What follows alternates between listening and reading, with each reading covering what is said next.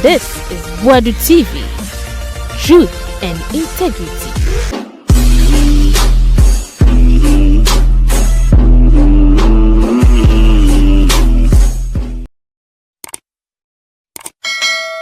Yama mo nyina kwa bamfamra so na onim se police invite City North Mashebedwani na yese okofa tax o mo kobo soja for no invite no mama ni bill ama yese okọ parliament kwa transe ye kokra o chiro ye ko chiro se o abronya zo ye ko chiro se o enkosi aga enkosi na ya titi afaya edafa ho ya titi ne squad no omo jese o se mra no omo hwehwe mu ye ya titi da se me bai no se kabe kranka omo pam ne fie NDC amanyuko no na parliament so ye twa ne din fim na omo nyi candidate from koto abafofo ya titi asemo kan no but ne wasesa na no ana so wasesa yente I see wo hwediem over the weekend attack the call Naimos empenyimfo ne asrafo a na womo womo operations enra ye nyanentie se ye the certificate of MP no echo court yama ne bill ehun nsem nyina your take on it na ye nimpa na ye gidi pa so se ne na Ghana fo nyina ehwe nim so omo behu no they are still enjoying it, the freedom, the comforts. Bibi omo pese omo hi astimemufo omo ho beto omo no, they are enjoying it.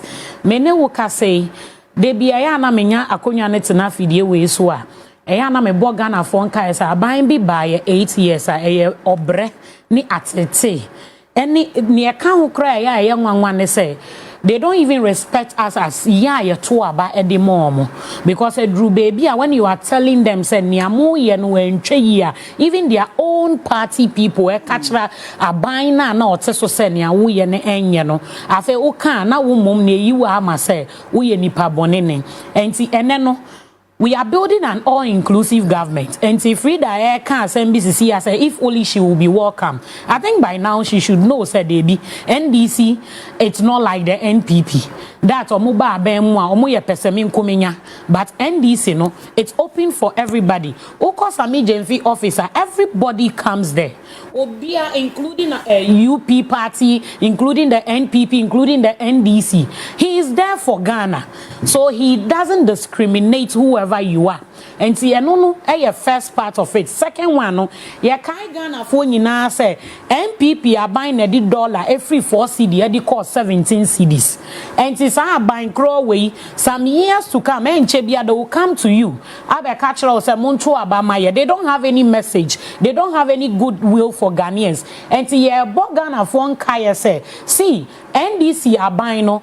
Aba edi amagana for say unho to nkwa dia then make sure say don't give way for any jandam bia omo system ni mo freedom mo de omo kika gumu de bia sa nanso we are not paving way for sa jandam no omo create jandam now we will come with facts I have any record prove say ni omo kan e den enye nokre enti mo nkoso na mo nya gidie wo NDC ni mu say ni amopa bia within the 4 years no ni nyina ye de begu akwan mo mane amanyina aye fefefe magana afa into mapa ye den efra yeah let's go to MP Honorable Ebenezer Asem so ono there he is one of the few first time MPs I mean I love so much because me wo on one of your videos yeah na me post you on TikTok and then he came to comment on it unya MPB or ye humble sir say obi or ye communicator or beba under your post to comment and then give you thumbs up say you are trying so if you when I followed him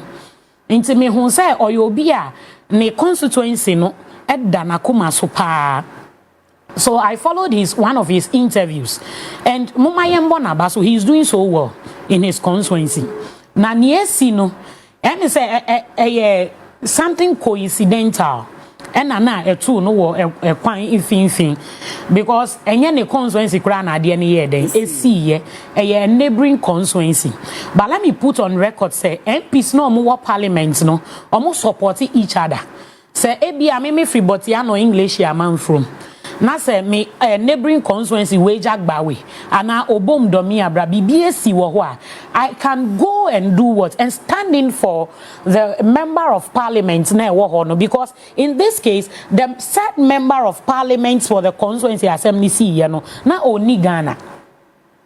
No friend, oh, me chemu akoye but me who say amanfo abodompin. Wo baby asensem bi na esi okay, and ye kohwe say e de na aye den esi na esi ano kwan eye den e ma me. Enti no call ho. But enye say a neighboring constituency. Na say enye say e bia onim ni MP na wo ho no na asem bi ato constituency no na okoye anka sa asem we nyina enye den emma. Enti it is out of goodwill. It is out of obes serve timemufo no nti no ye den okọ. I am not saying say na see no nokre ana enye nokre. We have heard a side of the story. Me assembly see no me call Facebook cratching and say if this is true, then the law must find his way into his house. They will bring him to books and because we have not even overcome the mob attack or Lynch Major Mahama. To mention but a few. Major Mahama said, no, me say I have not overcome it here because he was also a young, vibrant military man who was trying to protect Ghana, to protect and defend Ghana law, no. But near two no in quantifi, or no so jankolan kitin sa, and then yamina ya dom, a buying boy and a busiani Ghana for na boy and ankolano edru baby and a yearing na edru baby. But see, I was very happy when the police threw the Minister of Interior, Speaker of Parliament said, ye here ubano, so on be ye asemano. And this should send a signal to Ghana for nyina say, see, NDC as a government has the numbers in parliament, has majority, has everything all the powers are invested into NDC. To me, I say we are shielding Honorable Ebenezer. Say emane nko police for ninchen ko yi nsemano because one, he has come out clearly said adie no onyeye enye nokre niamu keka no enye nokre me nyeye. Now two, nia wasa Ghana for nyina hu ne say see abai we atre beyond say we president o. So we are appointee, so we are NPO, so we are one. We should be able to respect the rule of law in Ghana. And to speak, I say, Ebenezer Kok, Neko yi insem nano. And the speaker did so well by releasing him to go. He went, he was arrested, he was taken to court, and he was billed. And now, social media quotes here.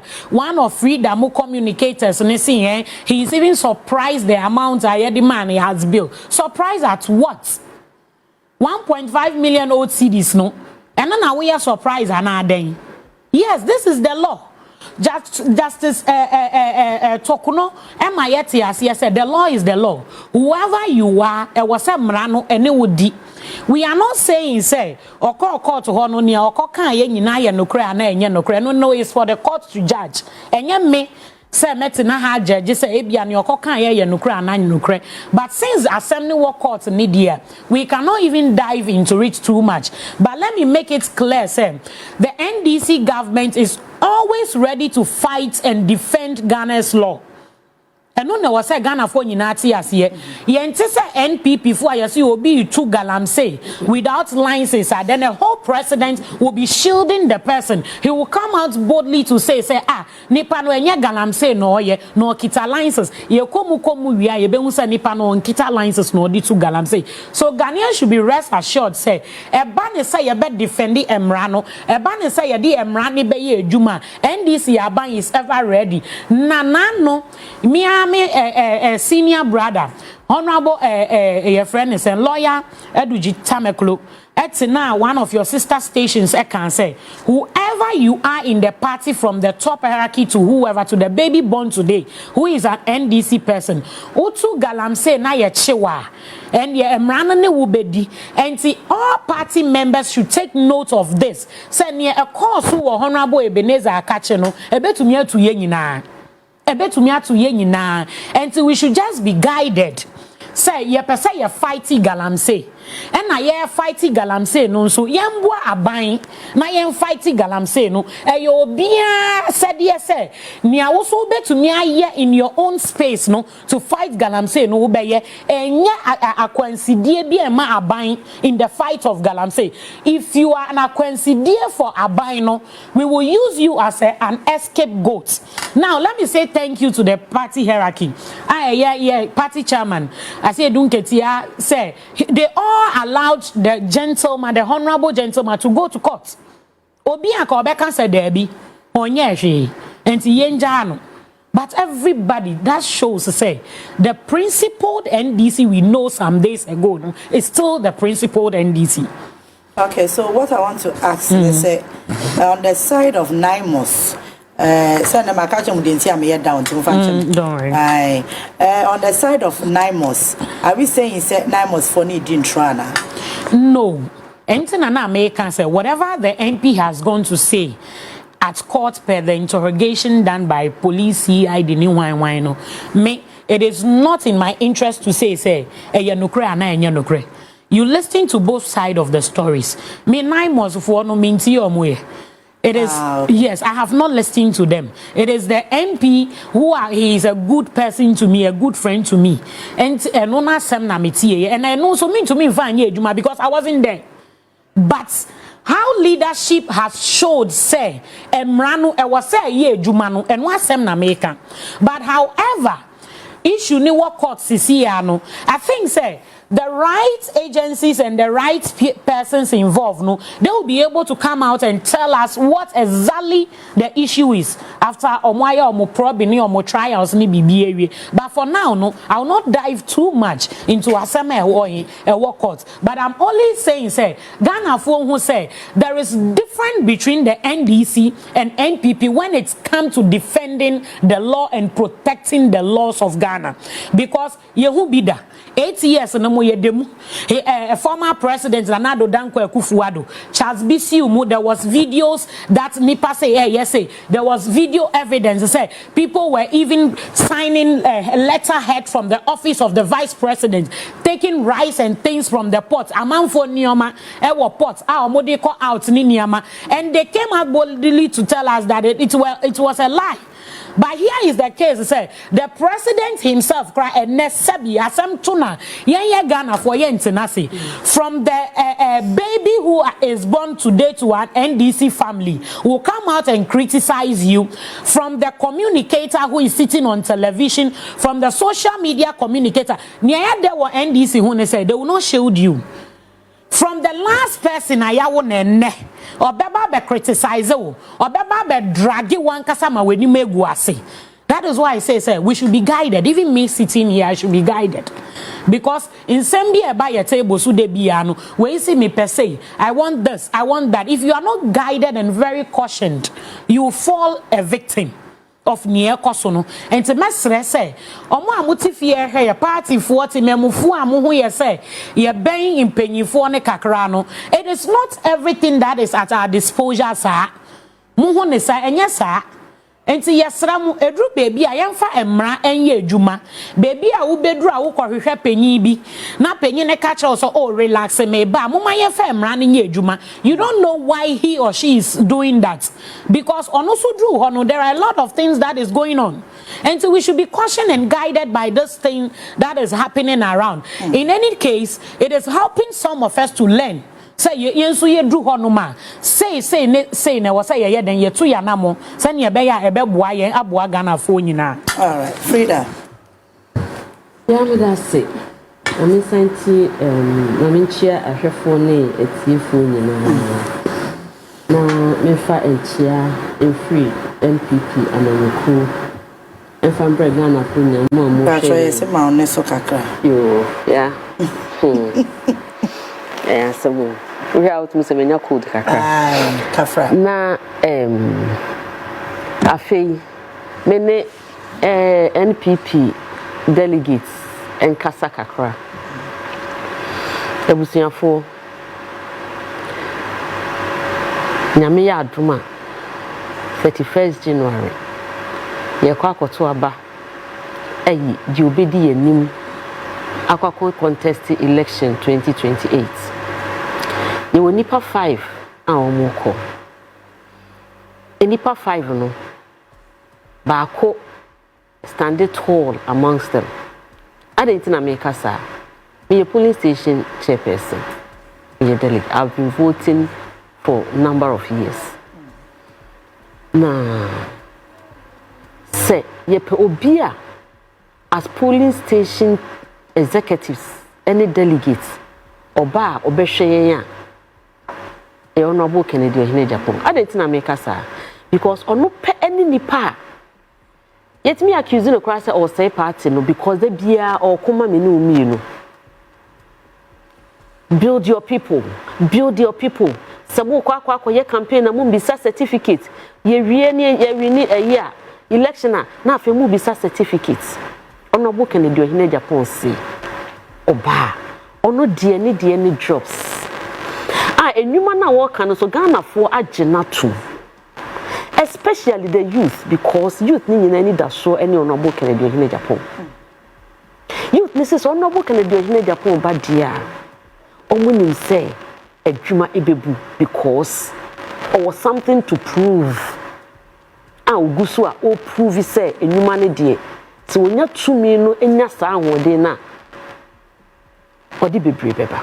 The police station executives, former appointees, ne Honorable Kennedy Ohene Japan adawrumenti mu nyina mababeye delegates ye tomo Honorable Kennedy Japan enwuma ne ba onsan ye ho emfa nkomo obibia e be start after all say charity begins at home e be start free ni fie ansana akwa abonten etimi nu mienu enim se so Honorable Kennedy Japan e ba enwuma na ebebu Ghana no ye wo ye chefa wom Ghana fo wo ye chefa so wo ye NPP ni mapa na so pese 2028 ye win a ene Ghana for say nipa oye ni da so any Honorable Kennedy Ohene Japan nti NPP for say mo the Honorable Kennedy Ohene Japan ba dia aba no ye beto amam etime seremo mo ma yentum because ye ni abre say 2028 e wo say ye bedi so ne ye Ghana yie ye biemu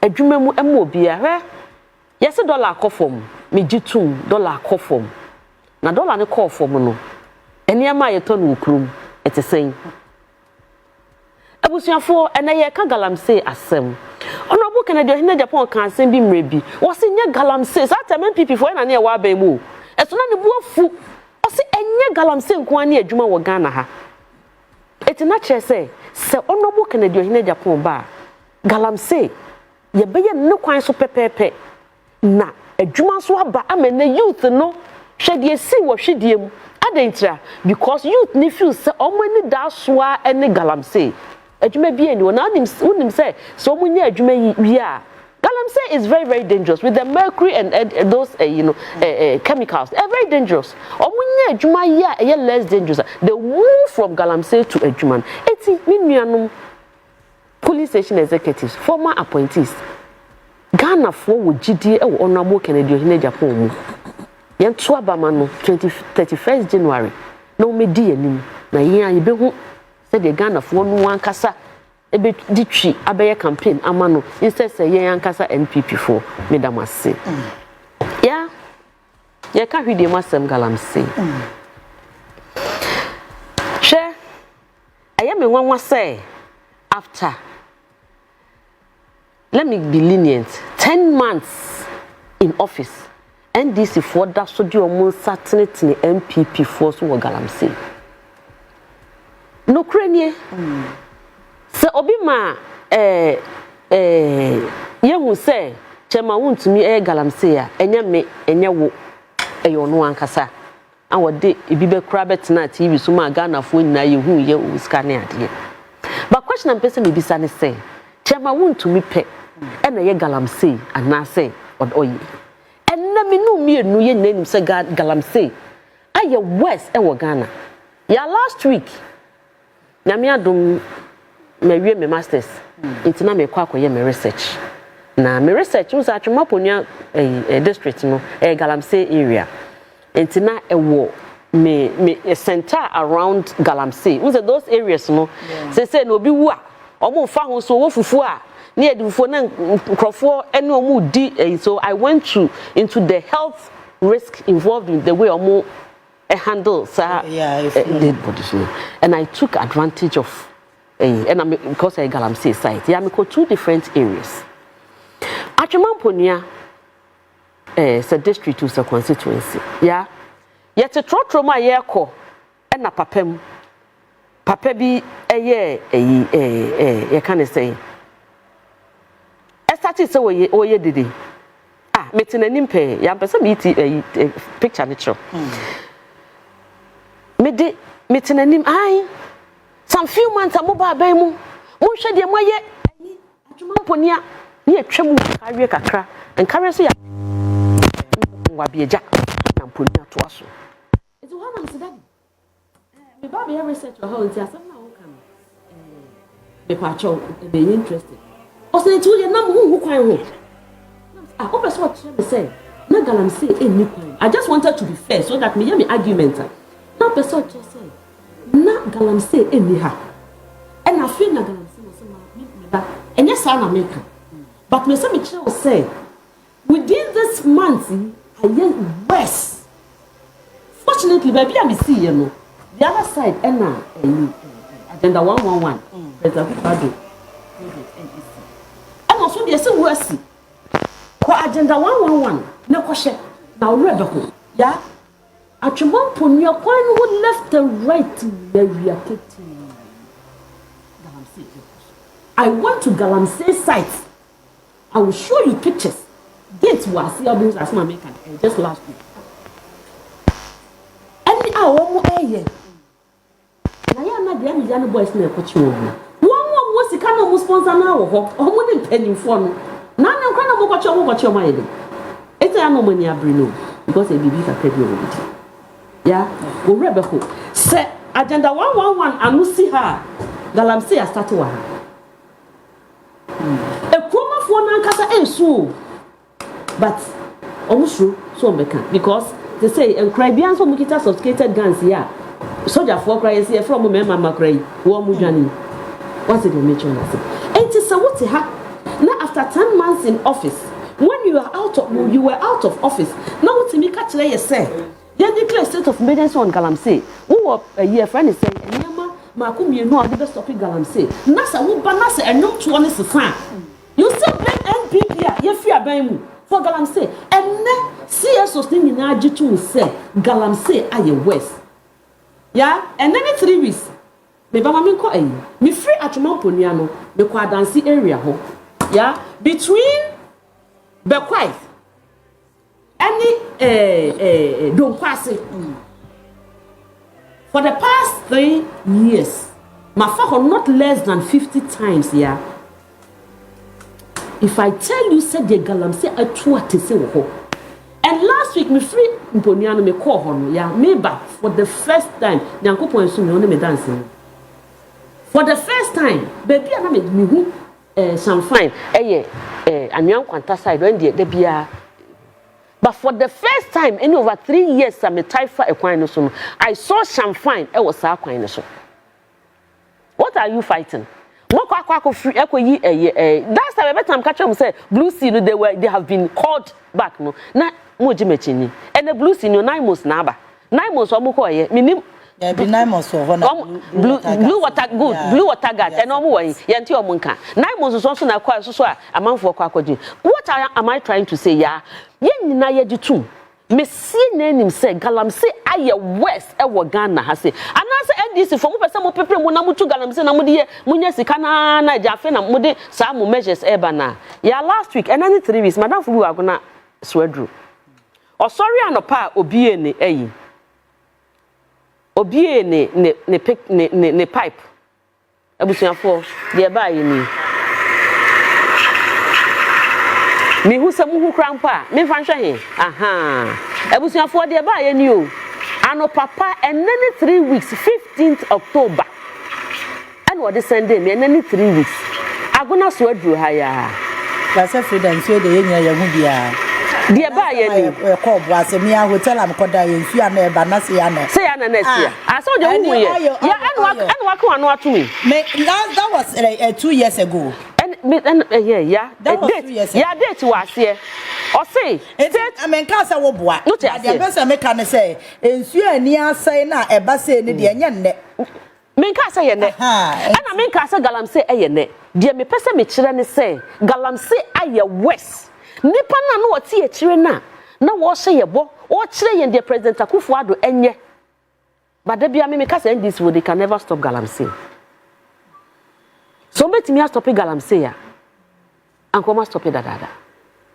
The entire media be me jitum said they were the most so a victims on and na ya mami hana bisu kra so ba ye kra say a friend excavators etimi ayera e bi yira when NPP aban so we didn't accept it we can't accept NDC for their ayera frankly could just say ya na dwuma na asem because excavator enya phone e na ade shoppers mu na ade akọ obi ehu me say galamsey die me NDC omunye omadwe so best stop you omunye omadwe so best stop it so my omadwe stop you that is why I'm very much convinced to say they are involved because so what me my measures when now we need to me na when you to me no want me why you say won say ya cheche won say go achi dia then ya emu ye eyi kakra emu ehu kakra eti mesre Ghana for Kennedy ina Japan say ene galamsey nko ani adwuma oba no abema ye nwuma pa aye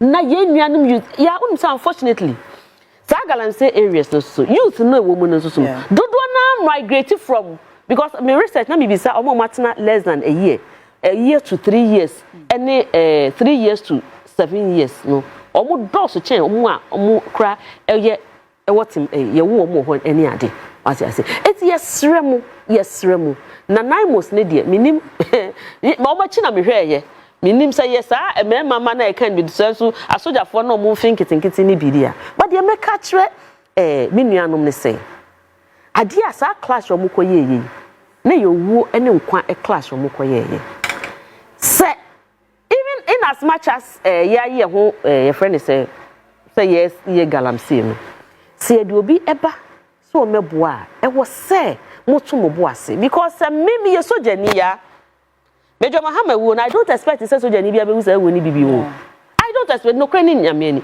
na bibia na me politics ya you know Major Mahama wo nyame fa ne crane sie but I don't expect to say soja ni bia na police ni bia be bibi because na minim Major Mahama say oko jogging na tuo bo na ayi o na tuo no and o lose guard say oh ya ka me fire ka me save me ho Emia, mama me rekra ho time papa abranti ni wuye na tuo wono ho aya ene ka mekwa akodem chance me ma yakumi sa ni kuye enti se mutu share sojafo yi so na wo mu susususu e ka se ne yan susu ye beji ye ho na wo mu susu etu fa ma ke nipa ahe ene bewu miniano me ma because me sure say bi Muhammad mi awo yes remo sa etutura asem no wo mamba enya munti no mo ba yo because me kra no omo ayache wo mo last day dey na achi wo mo no I'm speaking against it yan kwahwehwe campaigns no mo sponsor wo mo na kra ne dey they are just waiting to copy bibia di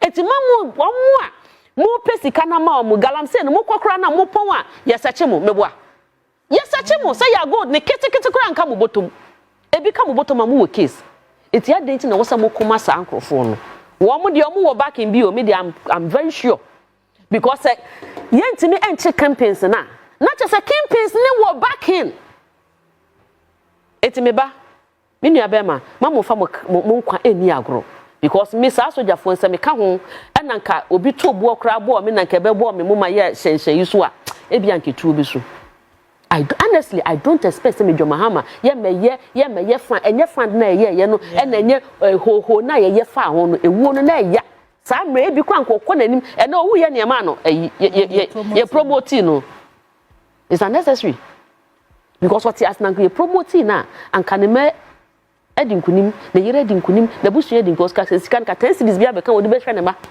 ebi kwa betimi movie school no omo school kwa ko a bigger school what you say I don't expect those debts etime sremu mo ne ene mo be kasa omo de omo ba se omo ba be ye adwuma Ebiansi e de ensuo actually we are all at risk by ya de ya ne say omo galamsey on omo suro because omo susu nyina ase ba hwan omo ye de koka because o koka wo ya wo bedroom yi say o toilet shim entu kwadun so abewura ho no akwa kwese wono obepia abonte na ba abadwun so wo bi de ade be hwe ne ko wachi ama ya what you say it research na me koye no me take advantage e bisa sanse mu nyina omo nya omo beka but nkra na omo ne omo ho no omo suro because enye nkofo komutinye nyema bi a omo ankasa omo ne omo ho na wa efuna yewu akosie ne etimi de ne hye ye friend say sinis o kada rider yet next o kada so na ne hwi o do betimi ayidupi etimi sra mu menuanom me manom mamu fa mu nkwa enye yi mu hu se bibi eba me ni girl bi ko school mi mo ni din me say hey sister na ni cruise nyina omo ayeyi omo di yeyi omo ayeyi omo day student ye sa particular person no wan anye ni day student oba ya ba set form it those times me dem sister na wonku a na oboni maami di o se me kofi a wanyemi o se ne maami ne ya titi a o se frida ya titi me kofi a wanyemi o eti woni wudi agro no kwa na dwene da ho mo mama adwene na ho mo ne mpanyifo ne di agro me ka se mpanyifo definitely omo backing me sister edid ebo ni trinko think say because omo ni backing na anti akwachi omo ye kase ye ni omo ye ya kase ye ni me mo obi me se sister sentina sister ya kase ye ni sampanyifo kase omu nim sa campaign se wa galamsey mu a they are lying what you say they are lying they know them it is some person must stop here they should go for the campaigns ni enjai me nuanom ene me mana mo ye eyi no mo mfa mo kra mo nkwa eni agro it is not worth it after galamsey no adwuma wo ho according to Kennedy Ohene Japan. All right. No, we say rebata bi na rebata wo ho. Yeah. His Excellency John Dramani Mahama is fighting galamsey. No, yati. With the Lands and Resource Minister, Honorable Kofi Amabua. Omo ya de pa. But it is just shameful. Say, NPP will sit down today and have the moral right beat their chest. Ebo mokoko. Say yes, we are the largest opposition party, so we have every right to talk about the fight of galamsey. Baby ayeti. Why na di mraba ya say yenko to galamsey wo forest reserves ni mo. Aban be na di sa mra ne ba. Enya the former president Nana Akufo-Addo. Eno ti ho ya hwe han no mo di sa mra ne ba. Eno mo enter into our forest reserves no mo ko to galamsey. And na yensuo na say ya. Eya na ye nwanwa say obi ti ye ne ya opese ofe dra within the twinkle of an eye no nitini nye de enko. You spend 8 years in government and na ye hu dede sa say galamsey we kuye you couldn't do anything. Nothing was done. Nothing nothing was done. But you have the moral right to come and criticize a government our power less than 1 year on the whole national television. Go to your comment section and read comments to miniafree.ca. Read comments to what Ghanaians are telling them. They should be bowing their heads in shame when we are talking about galamsey, or when there is a table there for us to discuss national issues. Then you will be talking about galamsey fight now. Now let me tell her. So Onim said, we are fighting galamsey. Let me tell her some of the measures I are putting in place, which has worked in the fight of galamsey so far. So LI2462 no mo de buy, and ye free hono. So nobody have the right to walk into any forest reserve and forest bench you out the kwako to galamsey. Yes. Yeah, NDC for led by His Excellency John Dramani Mahama, and Ayabe Samrana Yede, including their own members of parliament who were seated, who had every power to fight galamsey, which they couldn't do. A minority, no, they were part of Mrano Yadiba and also Omuji to Mumaye free. Why? Because they couldn't do it. And to so Biabanosi or Yadia, I think that the NPP should rather be clapping for us, the NDC. With a honorable Minister of Lands and Resources. This is a man who is ready to use his power, is ready to use his strength, everything to fight galamsey. Galamsey asem kroya nemaya Lucy, 8 gallant men in Ghana here. And see, I can't galamsey and say, NPP shouldn't sit and feel comfortable like they are ranting a nyumbi shatawale nyum. What I say, they shouldn't sit and be ranting to say omo to shatawale nyum. No, we will not take that. Now, too, when him say NPP 8 years, you know, almost spending, you know, they couldn't ever track any excavator away from the port. No, in the NDC apprentice, any DVL in our coordinating and no register all excavators from the port. Immediately, I would excavator better ho. You better hear most excavator where in neko galamsey neko to ana. Now you register. Now you track it. You track it to the last place I excavator ni be yeden. Ebe kwa kosi. Muti ho when you na mo into me anye.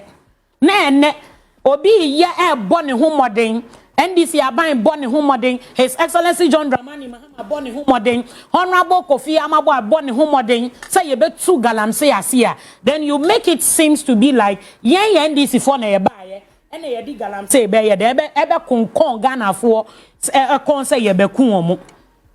Revocation of licenses akosu bebre wo kromu ha.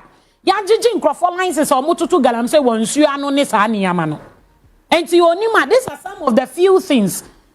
Me man who say way nama and the fight of galamsey no ye jidi say ye betumi awini ye can say ya fighting galamsey to the core but ye jidi say ye twice will say edi ye hu shemu na education ekoso the various mining communities which I know very well say the Honorable Minister for Lands and Resources no born home modern educate people on it ejuma no esun enye juma ketwa. Until you shall see from baby and I do baby. So you don't sit on a national television for it to seem like we are not doing anything about galamsey. Okay, what you see? Na first second topic no to aso pre economical. Ebra munta ka report on the Maya. Ne nim say nipa 8 and 2020 no mu years and nipa 15 and bebre so enya injuries yes omu praye according to reports no che say omo a enam omonsa so a sa problem and say atorenchem ne baye no wo mo identify wo ma tin say no follow report na I was take on na memra Freda so I was there yeah inti near woman ne say sa election violence we need to be cautious as a country say edie na yebetumi aye edie aso ano.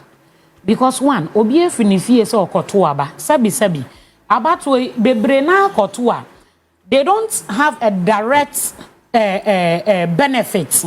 Na mom, you see hospital, you see schools, ye ya akwan e de ma wo. Na also onya comfortability bi astimemu ni eno na ye wo so fa so a wo benya e wo den abato wo ho.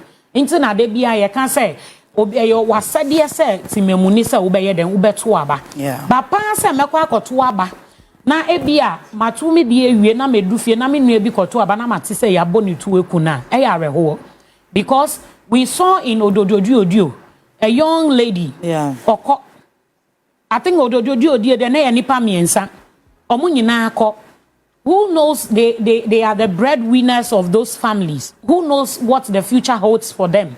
So that chin be omu betumi abe ya titiri for omu no mbebu ebusua but omu nyina we've lost them but ya nia enra ya me nwanwa was asem we hu ne say ka so ade esi ye now we have a member of parliament my own sister a neighboring constituency to tell us say from the interior minister said she wasn't ready to help in investigations, telling us say she wasn't any can or more attacking her and all those things.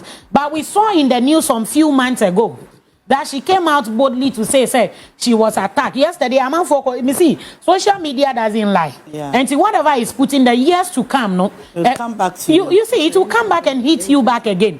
So me, what I was saying is MPs no just I think say baby anyama eko no eni yanyan kakra they should be straightforward they should help in investigation when it's needed because nia wo ye sabi wo na wo set wo shamra e de ma odi wo constituency fu enim e shamra ma omo enti nia wo beka no e na omo mo e be ye den e be gi atomo and uti ho no the younger ones too are learning from you. I know there are a lot of people who want to be like Honorable Phyllis Koryoo. But if today your issues are all over saying say sabi we trantro sabi sanya wo kan no na no na sa nete no I think say eyi kakra wo ho question mark bi kakra wo ho nti ye besre no whatever she has to do possible see ano her image is out there. She has to do possible say obetumi aba out to say something about this issue. No sanya beya yen party for okra na ye ho beto ye no omra out to come and say it. Because what happened yesterday, I was seated at our press conference or no enra, and I wanted to ask questions, but time didn't permit us to ask the questions yesterday because we are talking about Amanfuo life. You see, so don't make it seem like you see any panic you know that is the end. No, just say. Asana eba and out and run. Families will be reminded of their dead ones. What I said, you are a honey or ya be a families of Sangrofona Yahoo Munquano. And ya say you better now for this thing to continue for so long. But one thing that a man, a share me crying and run, they say, His Excellency John Dramani Mahama is ready, say, you better me perpetrators ning to book. And we've seen progress in it so far, even though some of the issues at certain levels of investigation, no, baby, why ya could no, no, papa bin so ye ni sa anka se semre ya pa ho wo ho. Okay. What you say? No, papa bin so ye ni sa anka ya pa ho wo ho. What you say? So this government is ready, say, or the accountability, be breath memufu no at their doorsteps 24/7. Why you ready say ni ebesi wo kukuo mu biara emwa on minor they will bring accountability. Now NPP aban any former president Nana Dankwa and Dr. Mahmoud Bawumia they only left a legacy of killing people through elections. Because if you are not interested in the killing of those people now, you should be able to bring accountability and bring perpetrators to book. For 8 years we saw nothing. Nothing was done about it. The only thing we were hearing is that they were compensating them and this. And compensation, there was a story about this whole death issues, this election violence issue. And they say the monies were given out, but the people didn't receive it. Just say, I call be bottom. And me, I wasn't surprised because the NDC is the NPP, is well known for that. What I say is well known for that. Say they will do calculations on book, they will do calculations and even go in for the monies and give it to somebody else rather than the person whose name has been mentioned in the book. Say we've seen clear evidences of this in the national lotteries and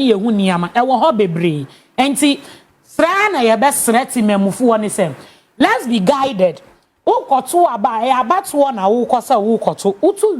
Just leave the scene and go home.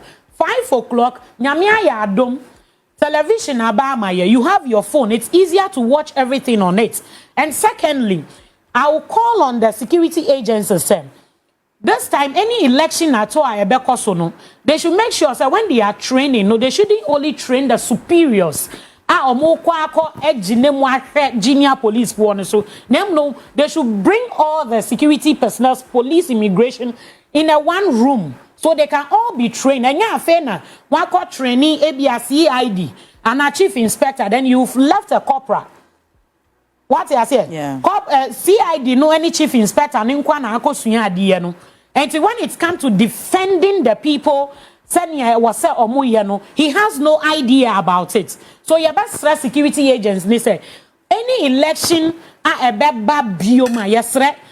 All the security agencies should come under one roof and be trained. And if there are gadgets to be given to them, so Mufako field, no, to do the work. Now they'll release those gadgets to everybody so that they will be able to defend and protect the very people who are giving us power to do what? To serve them as a country. Okay, Frida, give the check what's up on my name. I say, oh, picture on my phone into me download. I don't know what is happening. Frida. Yeah. Fire pong.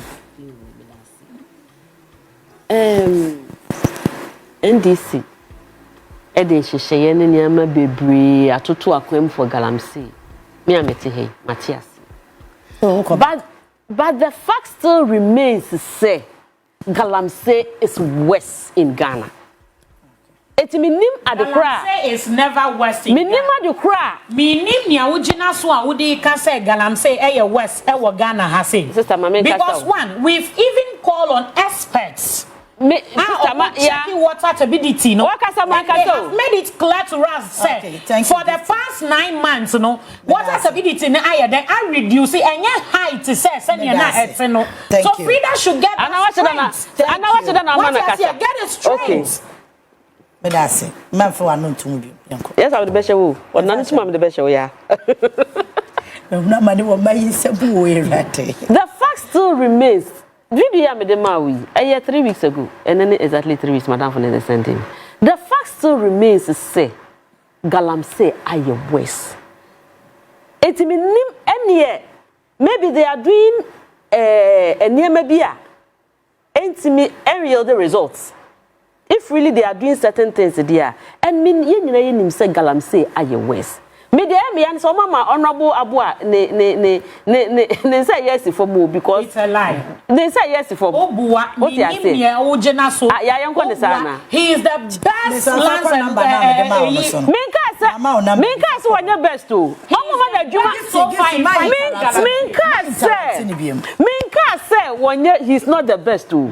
Hey, me papa say me say he's not the best. I can't insult him. Me see NDC for my papa na djuma ye den. Why say yes, your friend is saying a great wow, na say mia. Yabedemia. One can and carry me free that when a woman and can be you any no me and I idea tarano. Yes, me and ye wait me, want me mia. Etienne this form of papa yeduma ayeliding. The first still remains a galamsey is West. And Crawford is so for the past 8 months to 10 months ni galamsey omu. Eti mesre President JDM. Papa, Ghana for nyina eja. So what the nyama bi hihye de en yield the results na person we yield no. E be san so ne bra from ne wan kasa fo wani eyi. Na enkrofo bi wo nchen mugu ani ase papa. Na sa na man kasa. Ye po efri aye kwa asori ntim pese me ne be ko yesa me bu me fufu aye nkwa asori ne. Munya mompa ye. Ya nya mompa iti na me pese me fi no. Ya. Che abatuo anase democracy yano ene edeka se na ya betina ya mede manu aye mre ya gift ya no aye din ya ya antimi stopping enti wa anye din am de be hye no ya asemo si to pa ho asema mani ne di me de be hye ya me fa hye me mesro so manu so de fa group sa ene ya wo asem mi awa no oh kana semuni sa ye be to aba ani pa bi wu eya ahomete enye na ebia ne hwediem die ya na sesi ai some few minutes ago na me tu me nuanom ene memai fui ya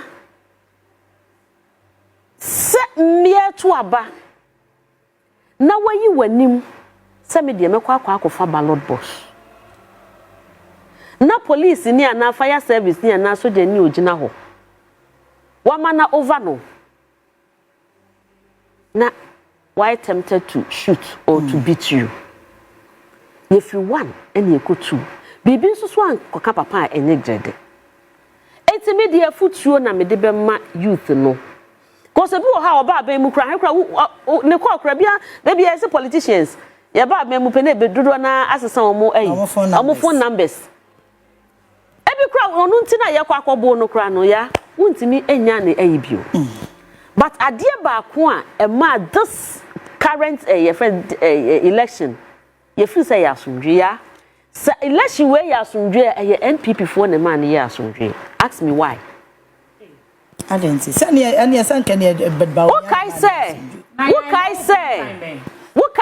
we are yapon what kai say ye ka say ye vigilante groups what ka say ba ko am the 10 minutes what kai say ye vigilante groups ye ka say yen this army omunyina enti enyema Sam George mukoye wodom kwa benya ne ade no NPP obi encounter. Yeah. They had a few days. See. They had a few days. They had a few days to do whatever what they wanted to do. What did they make on us? And it's the NPP. So yes, so thank you. My young crofo no she show musu ko yes yes you kwako boy ballot to ban ya. Oh, give minority no kwanka ya nya. Enka ye hye amasam George mo enko mianya isi foko enwo call for reinforcement. Anka ye nkrofo no so bebo ye ho ban but because ye National Women's Organization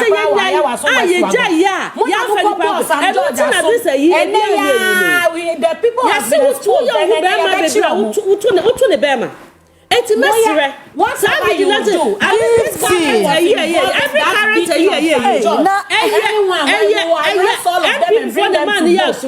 because you have mu ana mu MPs ni ade nyina akọ hyehyẹ wo mu ho ekọ isi kon na ga show say we ana mo ye ana ye mia isi kon na ke yaji abana free MPP ni sama eti ko obetena ho na mo lose election poto you are here saying what you lost election over 1.6 million votes and you are talking about una mo elections here then magu ho no ana man ni ba sa membo president Akufo Addo abaso o time aso me momu die election aye ntokwa die me fotuo ekoma youth na ye ma wo mu ekoye na wo mu so koye no wo mu ngai se sa yodu etu omu koye no mu anya yi emre bi etwam me kai se me ni ye padre offer na there be any of TV ni mum na me kai se emre bi etwam na me madam bi me nipa bi fi UK eba woni so ohu politician bi sa politician na the D and NDC for one anim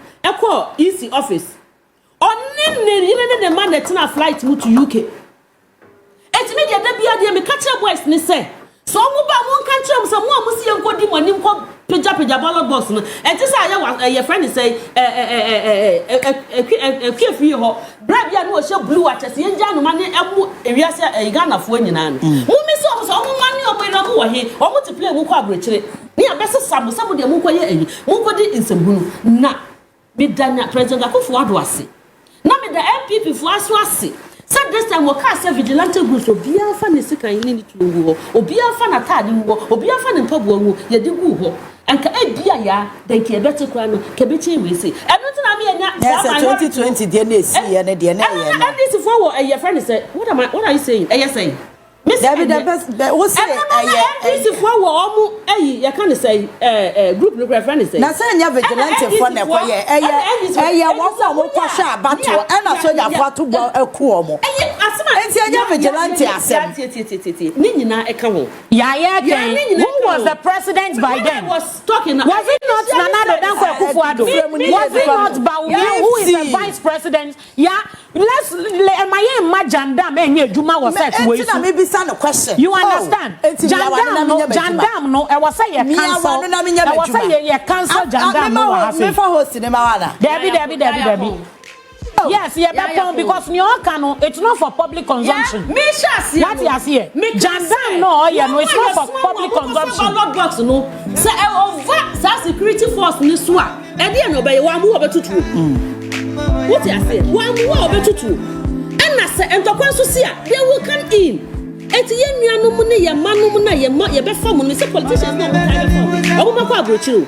Mun kan chom so mo medical na me ka say me di sisu bia ka say sa current 2024 election say nyese NPP ya so so ye di e bi kwan ka de 21 corporate bank more than that.